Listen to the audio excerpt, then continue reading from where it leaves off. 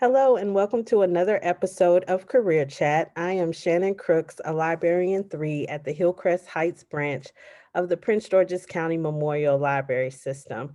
Today, we will be talking to Yolanda Quintanilla. I think I'm saying her name correct. I'm sorry if I'm not. She is a grants management analyst, and she's going to be talking to us about what she does on a day to day basis. We hope that this career chat inspires you to think about different careers in the area that you may want to pursue further. So, welcome, Yolanda. Thank you for Hi. joining us. Thank you for having me. How are Yeah, you doing today? I'm good. How are you? I am well. I'm well. Awesome. So, tell us a little bit about your job duties and responsibilities as a grants management analyst. Well, hello. Again, my name is Yolanda Quintanilla. I work for a local government agency in the DMV. And one of the things I do is provide monies, local and federal fundings to community-based organizations that serve the public.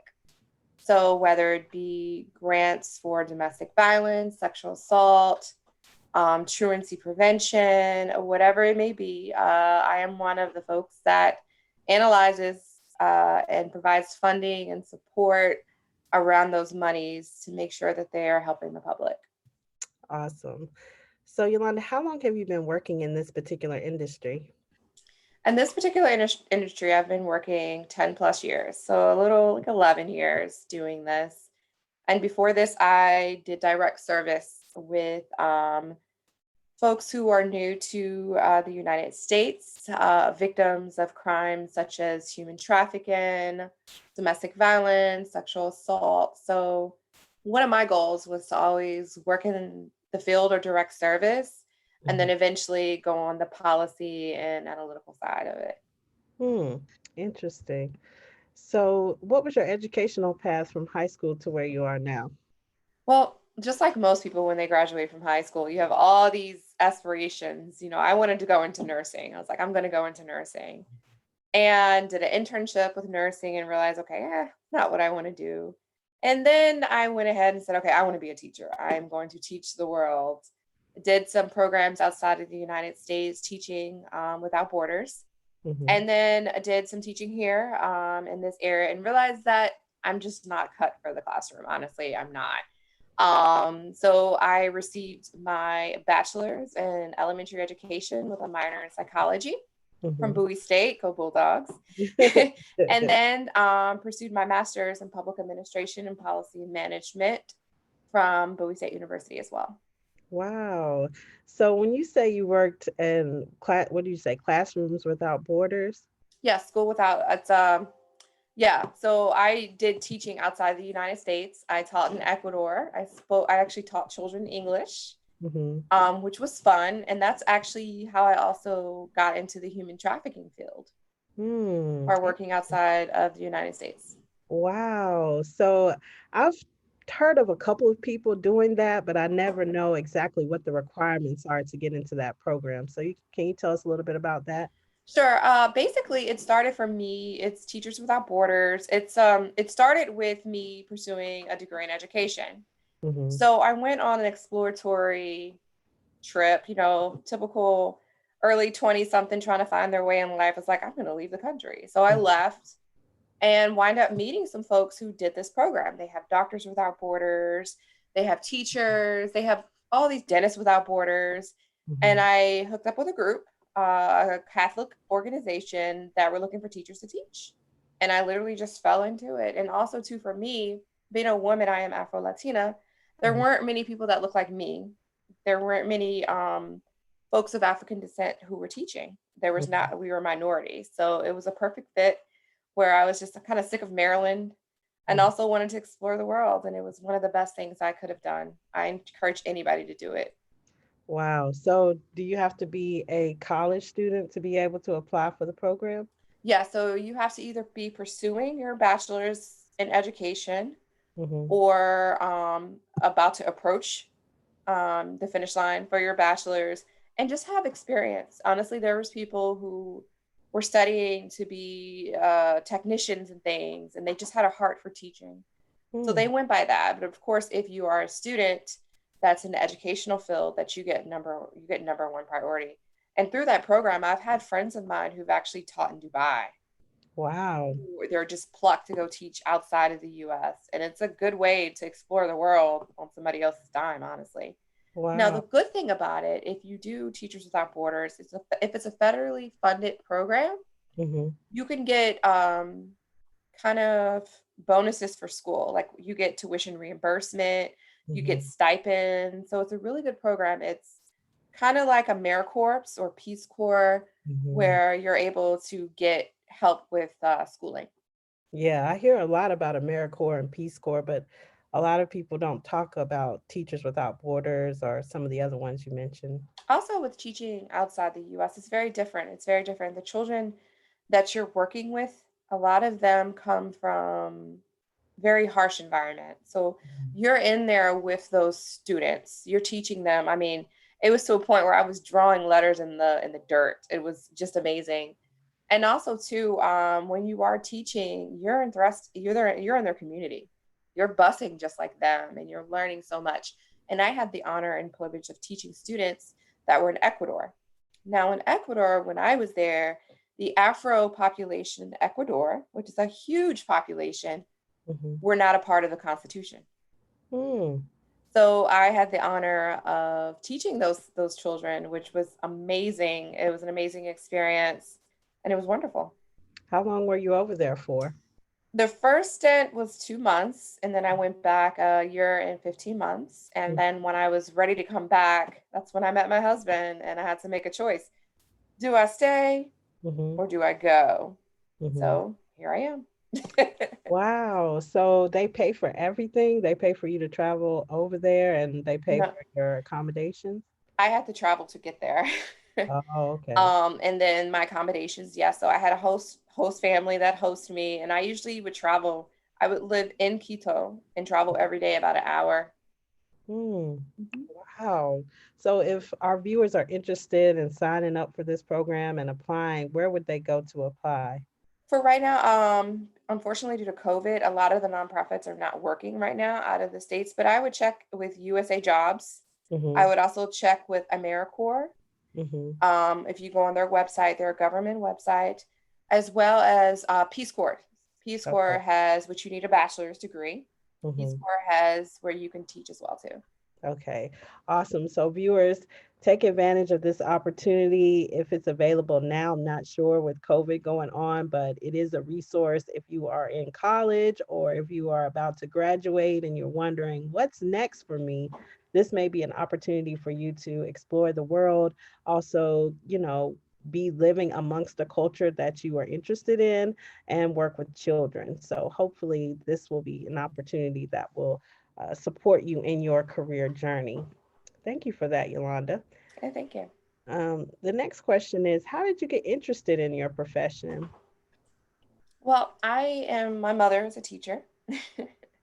So for me, it was natural to want to follow her footsteps. But again, I realized the traditional classroom was not for me. And I also realized that the children here, I felt like I wanted to help them on a more systemic level. A lot of our children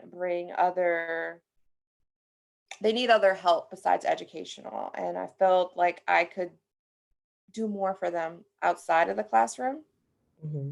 So for me, before I even got into this position, I did direct services with children that were new to the country. Mm-hmm. Also children who were gang involved, homeless children. And honestly, I just say it was a godsend. It was just something I literally fell into. Like they always say when you're looking for a career, sometimes it just happens. And literally it just happened. Mm-hmm. Um, so I did that, and I also volunteered with the Prince George's County Sexual Assault and Domestic Violence Center and ran across a lot of children there. So I Mm-hmm. did direct service for approximately 9 years. Mm-hmm. And then when this position opened with a local government agency where I could make an impact on a higher level, it was just a godsend. It just all fell into play. But if I didn't have that real world hands on experience, there's no way that I could have an impact on any change or any policy or anything financial, make decisions. Because sometimes, in order to make these decisions, for them to transition on paper or whatever it is, you have to understand it. So because I Mhm. can understand it, now I don't know everything, but because I'm able and I'm constantly learning, because I'm Mhm, able to understand a lot of it, mhm. I'm able to make decisions and have some type of impact on policy and financials. Yeah, Hmm. that's So how I got viewers, into it. yeah. So viewers, if you're listening and you're wondering, how do I find different careers or how do I find which direction I want to go in? Take a tip from Yolanda, do some volunteer work or, do some part-time work and see if, these careers are of interest to you or maybe a particular aspect of a career is of interest to you. But sometimes you'll never know unless you try different things or you explore different opportunities. So I know with COVID, it's hard to find a lot of places to volunteer with, but hopefully there are some places working to try to figure out how to get people to volunteer virtually, and maybe you can make an impact that way. And if they're interested in helping children right now, there's a lot of places that need online tutoring services. And that's Yeah. a good way to just really help children, help families. They need people in Prince George's County to deliver food. My husband and I do deliver food to families who've been Okay. impacted by COVID. And Hmm. there's lots of places within the county that you can check to actually help with those things. And Yeah. also, to a lot of local government agencies have internships. Hmm. Some are paid and some are non-paid, but the experience is priceless. Yes, great point. I think that internships are also a wonderful way to, get your foot in the door, meet new people, make connections, and really see where you can have an impact and see which career that, suits you or something you want to explore further. So, Yolanda, what kind of obstacles did you face in the pursuit of your career? Hmm. Being indecisive, honestly. Like when you're new, fresh out of college, you want that instant gratification, like, okay, I'm ready. I have this piece of paper. I'm ready to pursue the world. And it's a shock when they're like, hey, you got to start down here and Hmm. work your way up. So to me, that was an obstacle because I am a go-getter. Hmm. I am on 100%, let's get it done. So that was an obstacle. Hmm. Another obstacle is for me, honestly, being an Afro Latina, Hmm. trying to get into a world where a lot of times there's not many of us there. Hmm. So, I've had, honestly, in the real world, people tell me I've never, especially when I work with certain demographics or populations, I've been told, I've never had anybody look like you in this position. So some of it is cultural competency, but I can say I prevailed and I've been taught a whole lot. So some of the obstacles I would say was getting over myself, Hmm. number one, being accepting and understanding of others, Hmm. and realizing that everybody has a path and mine might just be a little slower than the others, but eventually I'll get there. Yes, great point. A lot of people I've had on career chat say that they've had to start at a lower position than they thought they would or that they wanted to. And if they would have turned that position down, they would not have elevated to the level that they're at now. So it's so important, young people, if you're watching, to think about this. When you get out of college or even high school, you may have to take a position that you are not particularly interested in or want to do, but it could lead to something bigger. It could lead to something better. So try it out. See what it's all about. Gain more skills, network with people because you never know where it may lead you throughout your career journey. One more thing to add is Mhm. during my undergrad, I actually was a nanny. I was a full-time nanny. Mm. And that's another reason why I thought education was my path, Mhm. because I loved children. And I also wound up fresh out of undergrad taking a job. And they said, okay, a teaching job, this is great. Guess what? I was changing diapers. And I was just like, Mhm. oh no. But I'm glad that I was taught that because it taught me how to have better classroom management, how to Mhm. even raise my own children as far as changing diapers, educational, whatever it may be. So when you have those jobs, you might think, oh my gosh, this is forever. No, it's temporary. And Mhm. everything in life on your path is meant to teach you something. Mhm. Even if it's a nanny job, even if it's changing diapers, which was just like, ugh, I didn't do this to change diapers. But, Mhm. and I know it sounds silly, but everything we do has a lesson in Mhm. it, no matter what it is. So, and I've always been a firm believer that next door won't open for you until you've learned your lesson. Mhm. So that's So how I true. was able to move, because I guess I obtained the lesson. Awesome. Thanks for sharing that. Mhm. Next question is, what advice do you have for someone wanting to do what you do? Research, Mhm. volunteer, take your time. This didn't happen overnight, and it's not going to happen overnight. Nothing in life comes too easy. You do have to work for it. Be humble, um, and listen, because I can tell you, I was a hard-headed kid and a hard-headed young adult. And if I didn't listen to certain things or took that job or that job, you just got to stop and listen and just be patient with yourself. Mhm. So Yes, that's the so advice I true. have. Yes, listening is so important. I remember too when I first got out of college, I felt the same way. Like, why don't I have this dream job Mhm. that I've always wanted? I've got all these classes that I've taken, all this education. I'm ready. I've built the skill. But in actuality, I needed to start a little lower to learn what I needed to learn so that I could be successful at a higher level. It's so much more meaningful when you've worked towards a goal or you've worked your way up because you've learned certain things that you need to know at the top or at the next level so that you could, be successful. Maybe you're going to be leading a team. And so, how can you lead if you haven't learned to follow? So, it's so important that, people understand that. And also, too, no goal has an end date. However, opportunities often do have shelf lives. Mm-hmm. So if you have an opportunity, take it, because that it's like food. Eventually, it may expire. Mm-hmm. So that's one thing that I have learned in life is if you have a good opportunity, if it feels right, go for it. Yes, so true. So, Yolanda, where have you worked within the industry? I think you told us a couple of places, but where I else? have worked several nonprofits. Nonprofits world is where I got my start. Mm-hmm. I've worked for, I'm not sure if I have to say it, but I've worked for several nonprofits, both in the district Mm-hmm. and Prince George's County, and a couple of domestic violence nonprofits, youth led nonprofits, human trafficking nonprofits, and now a government agency, a local government agency. Mm.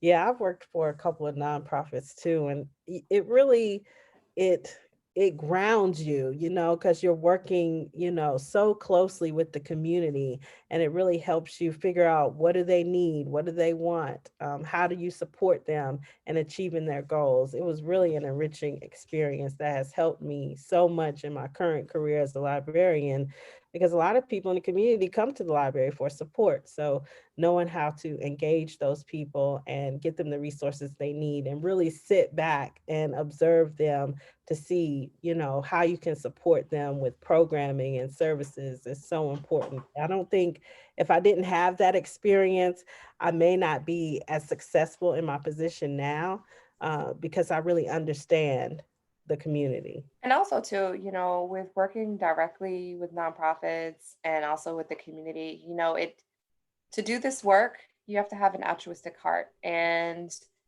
I think having that direct service that you have actually helps you, like you said, kind of like understand and really just being able to say, okay, I've seen this before. I know what to do. I know how to navigate services, because, someone walking to you or people I have worked with in the community, like, oh, I've seen this before, I can reach out, and a big thing about career is also to just communication, having those connections with folks to Mhm. be able to help for a greater good. Yes, awesome. So, Yolanda, can you compare and contrast the different jobs you've had, nonprofit versus government? Oof. Okay, so depending on the nonprofit, Mhm. um, it's really feet on the ground. The nonprofit I came from was a wonderful agency where it didn't matter if you were in an office writing checks. It was all hands on deck. Mhm. Um, it's rules and regulations that are dictated usually by funders. And even still, like around the holidays, like I said, it doesn't matter. Everybody was hands on deck. Mhm. In a government agency, the rules and regulations a lot of times are put forth by administration. Mhm. Whoever's in the White House sets a lot of these rules and regulations, and we have to follow. There Mhm. is no direct service, there's no hands on deck. So, like, if somebody's doing, say, Toys for Tot, I'm not going to do it. That's not within my realm, not unless I want to. Mhm. So, it's more, I would say, strict, Mhm. more goal led Mhm. versus a nonprofit. It's more hands on, Mm. but Yeah, also I would depends on what government agency you're with. Yeah, I would agree with that. Usually in the government, people are specialized in certain areas and they kind of tend to stick within those areas. And then nonprofit, like you said, everybody could be called or anyone could be called to do a number of things because you may not have as much staff as the government has. Yes, Um, like I have served food, I have delivered food, I have delivered furniture, helped with an educational class, a GED class. I've taught English classes. I've done everything through nonprofits, and it's a wonderful experience. And for me, I feel like if you're really trying to get into your career, a nonprofit is where you want to be. mhm, Because if you get in a really good nonprofit, and again, the nonprofit I came from was a great one. They had a location in Prince George's County, Silver Spring, and in the district. And they were good at just bringing you in and honing in on your skills. And it was great. mhm. And then when you get ready to apply for a government position, they tend to ask you, okay, Mhm. where have you worked and what are all the skills you've obtained? And sometimes that could put you at the top of the list to get a position. And also, too, I've been noticing over the last couple of years, I always tell folks, get your master's. Mhm, You can get it, get it. Also, too, I've been seeing job advertisement for they'll take experience over education. So if you have 15 years of experience on top of your education, that puts you as a higher rank. mhm, And if you do like federal programs like AmeriCorps or whatever federal programs they have a lot of like DC has a program, City Year has them, and you get extra points for that. So I would tell folks to also look into those programs to assist. But yeah, volunteer, start off a nonprofit, because mhm, if you go straight into the government, which some people do, you mhm, might not have that hands-on experience. Sometimes you need that world experience. mhm. Yes, so true. Thank you for that. Mhm. So the next question is, how has your field changed since the face of COVID? It has changed drastically. It's been an economical impact, not just to this area, but to the entire world. So what's good is that some monies are being diverted to help more people, Mhm, but also to, depending on where you're at, monies have been taken away. So what's different is working with community-based organizations that may not have any more funds to help. So it's changed because funding is just honestly all over the place. mm. But Wow. community-based organizations are still out there. They're Mhm, still giving food, they're still servicing the community. So it's changed in the way of your program make look one way, but because of COVID, you have to switch it so quickly to adjust to the ever-changing needs of people. mm. So, viewers, if you are, currently employed or you're looking to be employed, just know that because of COVID, you may have to be adaptable. You may have to be adaptable to change, or things may be done a different way. And just, bear through the process and hopefully learn something throughout this whole entire pandemic because it is affecting so many different organizations in so many different ways. And so, depending on where you get employed, they may ask you to do something you've never done before or ask you to change the way you're doing something. And it seems like some things change overnight or within a week or within a month. It's just constantly changing. So, a skill I would suggest that, you work towards is just being positive and just going with the flow because there's going to be change. It's inevitable because we don't know a whole lot about this virus. So, that would be a skill I would recommend that people have going into employment. And also to be prepared to interview online. How you Mhm, interview now is not normal, mhm, online. And also too, a lot of jobs may say you have to work from home. Me mhm. personally, I am an extroverted person. I love going in the office, dressing up, maybe putting on some lipstick. I just love it. Now it's like chapstick, workout clothes. Mhm, It's different. And I would suggest if you are working from home, have your boundaries. mhm, Mental health, take a break. Like I have a child. mhm, Um, and it's been difficult, but we're getting through. mhm. I would say the theme is just to be flexible in all aspects of your life and be Yes. kind to yourself. Yes. Yes, yes, yes. We're all having to be flexible right now. And I know it's hard with people who have kids because they may have to switch gears throughout the day and help, their child with their school and then flip back and do their job online. And so if everybody's at home, that can be, a juggling, phase for the family. So yeah, I just hope and pray everybody gets through this. Um, the next question, Yolanda, is what are some skills that young people should think about acquiring that would apply to all career fields? Writing and organization. If you're not a strong writer, read. Get to reading and write. A lot of folks, how they speak is how they write. Mm-hmm. And there's different forms of writing. There is a business type writing. Take a business to know how to write. You have to know how to express yourself on paper. And a lot of times, in you're applying for a job or writing an email, you want to be able to articulate yourself through paper. And Mm-hmm. so I would say make sure you have strong writing skills Mm-hmm. and read, learn, you know, um, always look at improving yourself. There's something my uncle would tell me, and it's kind of corny, which is we live in the biggest room in the world, which is room for improvement. That is the room we live in. He used to tell me that. I just think it's so corny, but it makes a lot of sense Mm-hmm. because you're constantly learning how to write. When you formulate an email, make sure the email is formulated appropriately because when you're writing, you want to make sure you're expressing, even if you're upset and someone has really just made you really upset, Mm-hmm. you don't want to come across that way. You want to always come across professionally and to the point. As I Mm-hmm. always tell my 6-year-old, articulate and advocate without those feelings in it when you're especially expressing yourself. It's Yeah. very important. Great point. And viewers, a lot of employers are asking you to submit writing samples. It may be a writing sample that you send ahead of time, that you have time to think through.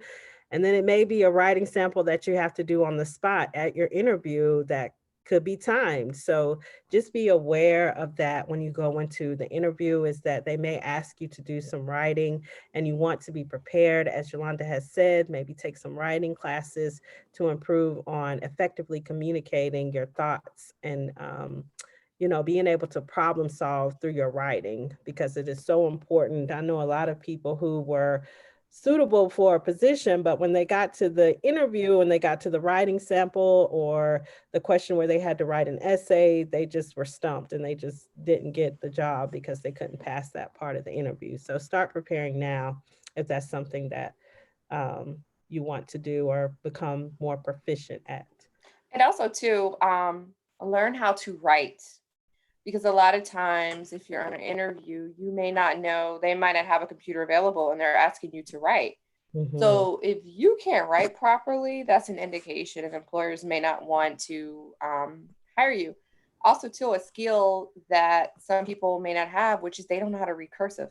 mm, You might want to learn how to read cursive because a lot of times the written, depending on what's going on, the written essay, somebody might have wrote the instructions in cursive. mhm. And you don't want to X yourself out because you can't read it. Yeah, it just baffles me that students today are not really being taught cursive. It's very Uh, important. it is very important because there's some people that's the only way that they write. They don't write without writing in cursive. So yes, so important. I don't know exactly when they stopped teaching it to children in school, but it's so important. Hopefully they will bring it back. But yeah, a lot of people really don't know how to read it or write it. So that's Yes. something you could practice. And also learn how to dress appropriately in an interview. because Mm-hmm. it's kind of like, you're showing yourself. So if you're wearing inappropriate things, that's you only have a certain window to impress folks. So you want to put your best face forward. Yes, I know some people, if they think, okay, this is not a job where I'll have to dress up when I start working there. But at the same time, an interview is professional. So no matter what type of job it is, you want to be professional when you come to an interview, regardless of if that's the work attire on a day-to-day basis when you get the job. I think that's so important. I've had to educate a lot of people who come into the library that, dressing up is important, even if it's a job where you're going to be wearing a standard uniform. They want to know that you're going to be professional or that you're serious about the position. Because, like I tell folks, what gets you in the door is your resume. Mm-hmm. You've made it that far, so there's something there. So what's the rest is just seeing if you're a good fit to work with that environment. Mm-hmm. And I always like to tell folks, when you're starting out, if you don't have money for dress clothes, there's lots of nonprofits that will give them to you for free. Mm-hmm. There's thrift stores. There's a lot of places that you can get clothes from, Mm-hmm. and it Yep. will not break the box. It won't break your pocket. Yes. And then when you have that nice interview outfit, it's something you can revisit for other interviews. Hmm. It's not like you're just going to wear it one time. You may wear it again or use it for another interview. And sometimes, depending upon how you present yourself, it could even get you a higher position than you applied Hmm. for, Yes, because definitely. they may say, hey, this person is overqualified for this position. So I think they're ready for the next step up. Maybe it's a position that hasn't even been advertised yet. Hmm. Hmm. Depending on how you present yourself, it could really open up other doors. So it's so important. Thank you for that.